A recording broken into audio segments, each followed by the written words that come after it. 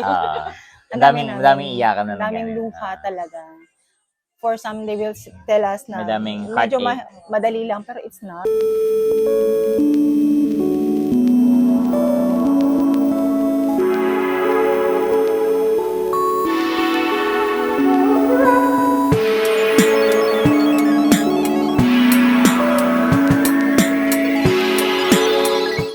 Hi, magandang hapon. Yes.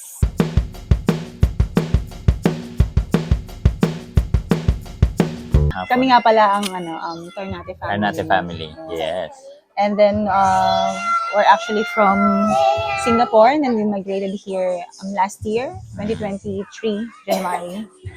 And then we've stayed in Singapore for the past 10 years and then decided to move here last 5 years ago.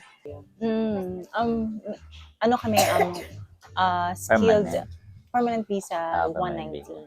SC 190. Yeah. So, ano yung journey? Curious ako, ano yung journey nyo para makuha nyo yung PR? Kasi mahirap, di ba? Nako. Ang daming iyakan na nangyari. Daming luha talaga. For some, they will tell us na Madaming medyo heartache. madali lang, pero it's not. It's not. Kasi usually, yung effort namin upfront na.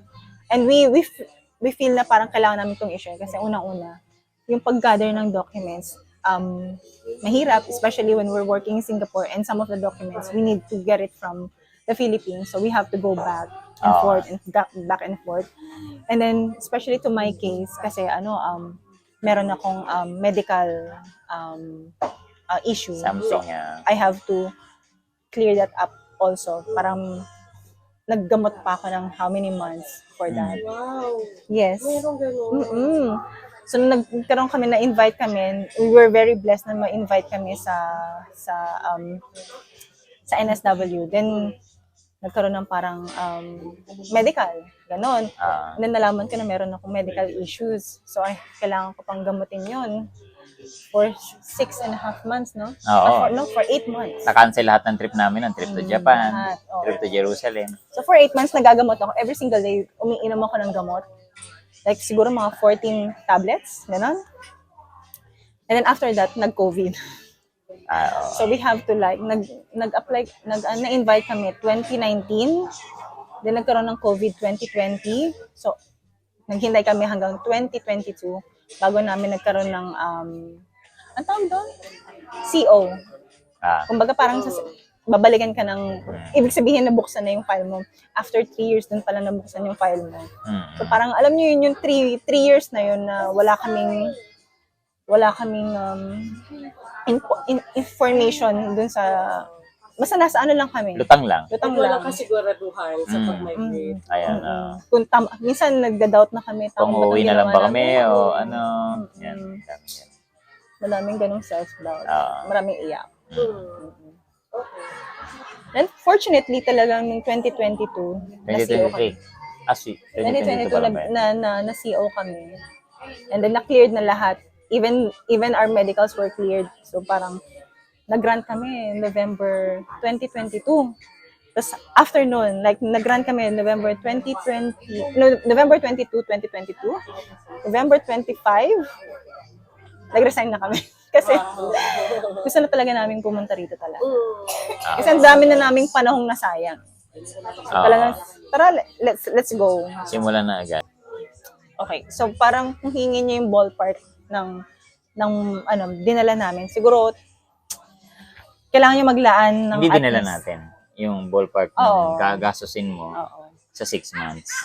Siguro kailangan niyo maglaan ng money for the furnitures, for the house, and also for the car. Kasi kailangan nyo ng car dito, hindi, although efficient yung rito, yung transportation, yung public transportation, kailangan nyo pa rin ng car. Kasi yung waiting time kasi yung waiting time ito medyo matagal. Malilate ka talaga pag malala bus yun. na iwan ka. Oo, malala yung lakad. So kailangan magdala kayo just for moving. Hindi pa natin sinasabi yung monthly expense. Just for moving, at least 20,000.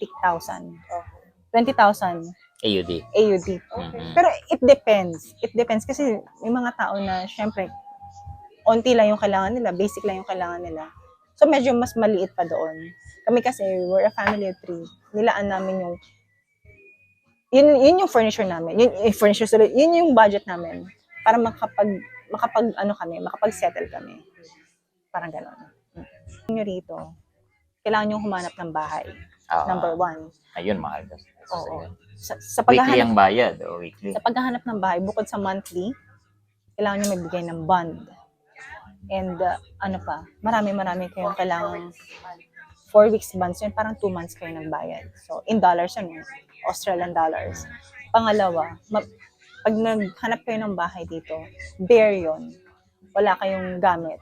So, unti-unti yung pupuniin yung bahay nyo ng furnitures, ref, lahat pupuniin nyo. Yung mga totoong naging struggles nyo pagdating nyo dito sa Australia. You wanna answer that? Sige. Sige, go. Pagdating namin dito, wala pa kaming... Hindi, wala kaming trabaho talaga. Wala rin trabaho. Pero may matirahan naman kami sa tulong ng kaibigan namin. So, doon kami nakitira. Tapos, tsaka kami naghanap ng marirentahan muna para Which is makalipat. Airbnb ba Hindi. yung... Bahay talaga. Tumira kami sa bahay talaga. Tapos, mga 3 weeks kami dun sa kanila. Tsaka kami nakalipat sa renta namin bahay. So, ang struggle talaga yung paghahanap ng trabaho kasi hindi agad nag-reply. True. There were times na parang inaaway ko na siya kasi syempre yung dinala naming money, Pera. Paubos na. paubos na. Makikita mo kasi paunti-unti nawawala na yung pera mo. So parang nagkakaroon na kami ng unting pagkatalo na ano bang gusto natin gawin? Tama ba 'tong ginawa natin or ganyan? Okay, pagising ko pa lang sa umaga. Nag-apply ka na ba? Sandali, hindi pa ako nag-aalmusal eh. Kung ganun. Ganun na ako ka-stress, ganun na yung level ko na parang pag nakikita ko siyang stagnant, na parang wala kang ginagawa. O baka gusto mo mag-apply ng trabaho, ganun na yung stress level namin. Manonood pa lang ng TV. Baka gusto mag-apply. Hindi pa nga ako nakakanood eh. Ganun yung stress level Ano ba yun? namin. So yun. So ginagawa ko na mag-apply sa umaga para yung hapon pwede na ako mag-libaliw. O kaya maggawa ng chores pala. Pero fortunately talaga na parang March, nagkaroon na siya ng work. And then, So, ilang months bago siya nakahanap ng work? Para alam lang ng viewer. Hindi. Kasi yung Yung timeline. simula, akala namin madali maghanap. mm-mm. So, nung pagdating namin dito, Cometics lang. chill lang. Kasi parang, Oo. bakit ka maghahanap pa? Kasi baka mabilis lang naman eh. So, wala mo Mali na. kami Hindi mo iniisip eh. Mali kami doon. So, nung naghanap na kami, tsaka namin naramdaman, ay hindi pala Mahirap mabilis. pala. Matagal. Kasi hindi agad magre-reply sa'yo. 1 linggo, 2 linggo. Tapos, Unlike Singapore, na pag nag-apply ka ngayon, kung hindi ka talaga kailangan, hindi. Yes. it's either talagang hindi ka talaga kailangan. Mabilis yung answer sa So, Singapore. kaya akala namin ganun lang din kabilis. So, Pero ngayon, di ba, both working na kayo. So, Oo. curious ako, ano yung tips para makahanap ng work dito? Ayusin nyo yung LinkedIn nyo talaga. Ako kasi yung occupation ko, hindi siya in demand. So, para sa akin, nagpapansin lang talaga ako sa LinkedIn. Like, post lang ako ng post sa LinkedIn. As a 3D visualizer, nagmamodel lang ako, gumagawa ako ng kung ano-ano sa... binenta mo ba yung and then, tapos, post lang ng post sa LinkedIn, then mapapansin ka talaga. So, parang ganun.